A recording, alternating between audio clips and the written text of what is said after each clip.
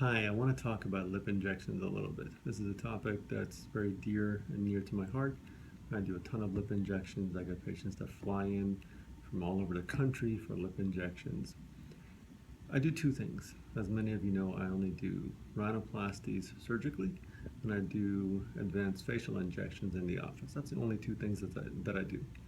Now, when people come in for facial injections, Botox, Dysport, that's kind of an easier decision. It's typically in the forehead, it's around the frown lines, it's around the eyes. It could be other areas, for example, for gummy smiles, for vertical neck bands, for downturned lips, for other issues. And again, the diagnosis is simpler, and the injection, when done properly, you can get a really nice result. A lot of people go get Botox that's not injected into the right place, and then they think Botox is bad. Now, again, with all injections, it's the injector, the material, and the patient, and the expectations. When you go to fillers, most people that come for fillers are wanting their nasolabial folds filled. The point is, most people get this done elsewhere. Most plastic surgeons, dermatologists, family doctors like to inject these things. The companies advertise the nasolabial folds. But the nasolabial folds don't make you look younger. Especially if you come in your 30s, 40s, 50s, and beyond, just injecting the nasolabial folds doesn't make you look younger. You have to concentrate on the mid-face and cheeks. For women, it's about cheekbones and this area. For men, it's about the mid-face area, but it's all concentrated here. That scares people because they think they're going to look fatter. It's the opposite. It actually sculpts you because as you inject this area, it slims down the lower face. So that's number one. The second place, when you get this zone filled, it's the lips. What happens to every single one of us, our lips thin with age. No matter how big they start out or how small they start out, they always thin with age.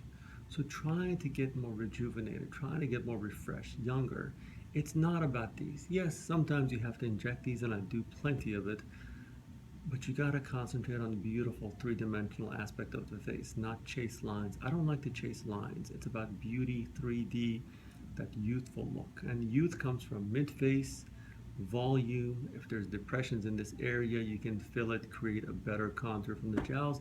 And the lips, the entire lip, the entire mid part of the face, bone, gum bone, skin, muscle, fat, everything shrinks with age as we get older.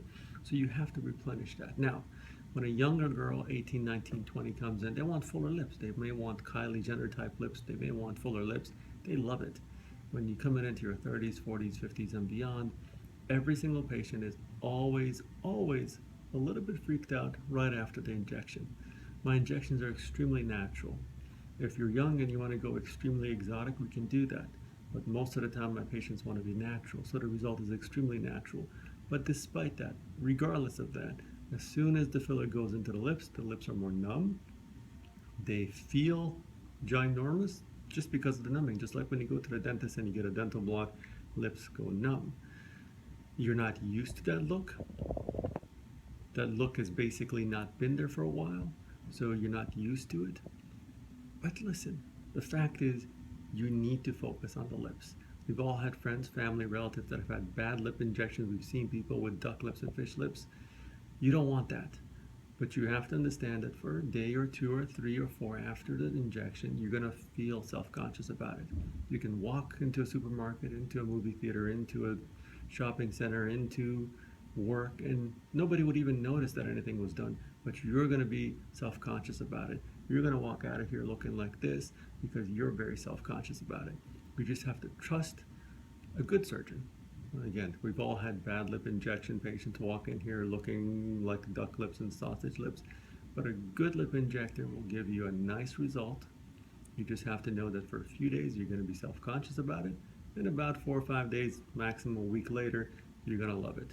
And you have to concentrate on that. You cannot have a more rested, youthful face, especially into the 40s and beyond, without replenishing some volume into the lips.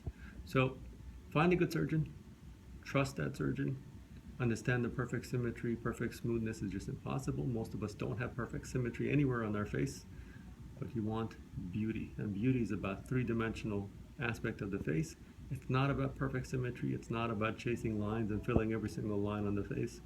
You have to understand what makes people beautiful, what makes them look rested. Thank you.